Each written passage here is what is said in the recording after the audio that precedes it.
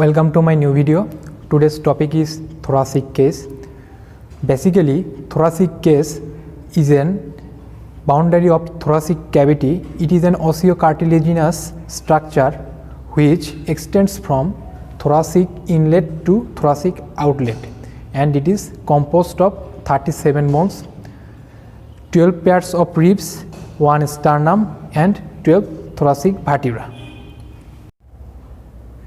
Thoracic case is reniform in shape in cross section in adult, and it is rounded in child. And next come to the boundary of thoracic inlet.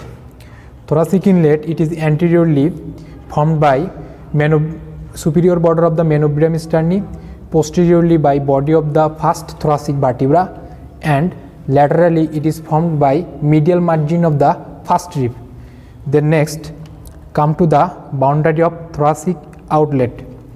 Anteriorly it is formed by 8th, 9th and 10th costal cartilage, and posteriorly by body of the 12th thoracic vertebra, and laterally 11th and 12th pairs of ribs. Now come to the sternum. This is manubrium sterni, this is sternal angle, this is body of the sternum, and this is manubriosternal joint, GV sternal joint. Thoracic case is reniform shape in cross section, and it is rounded in child. Now come to the boundary of thoracic case.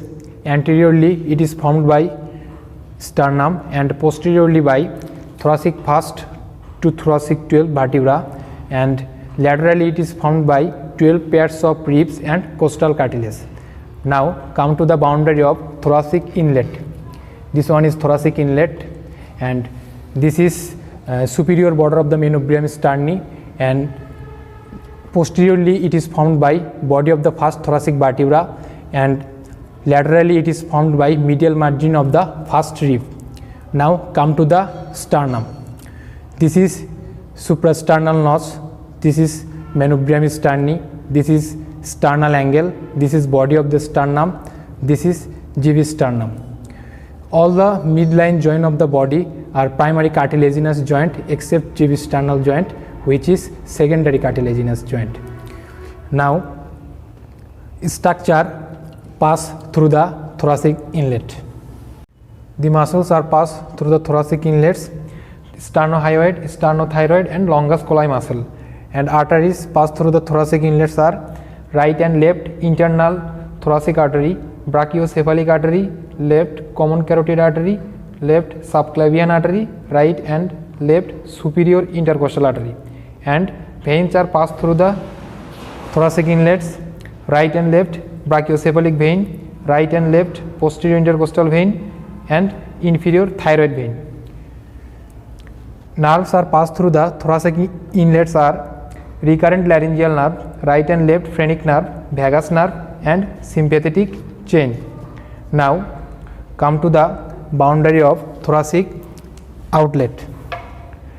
Behind it is formed by body of the 12th thoracic vertebra, and anteriorly it is formed by the 8th, 9th and 10th costal cartilage, and laterally it is bounded by 11th and 12th pair of ribs. Now come to the ribs. Here 12 pairs of rib presents. This is first, second, third, fourth, fifth and sixth, and this one is seventh. Upper 7th pair ribs are called true ribs because they are directly attached to its sternum through the costal cartilage, and this 8th, 9th and 10th ribs are called false rib because they are indirectly attached to its sternum. And this one is 11th, this one is 11th and this is 12th pair of ribs. They are called floating ribs because they have no anterior attachment. And according to features, ribs are two types: typical and atypical. This one is third, fourth, fifth, sixth, 7th, 8th and 9th are called typical ribs because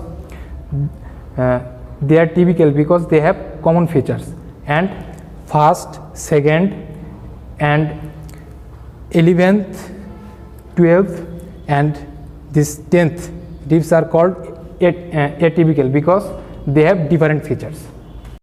This is typical ribs. This one is anterior end and this one is posterior end. Posterior end lies slightly higher than the anterior end. Anterior end articulates with costal cartilage, and this costal cartilage are hyaline cartilage, and other example of hyaline cartilage is trachea. The posterior view of thoracic case. Here ribs are, this one is first rib, second, third, fourth, fifth, sixth, 7th, 8th, 9th, 10th, 11th and 12th ribs. In this one is vertebral column, and in midline this is spinous process, and these are transverse process, just like. Come to the pump handle movements. This occurs mostly in the vertebrochondral ribs. The up and down movements of the second to second, this one is second, third, fourth, fifth and sixth ribs.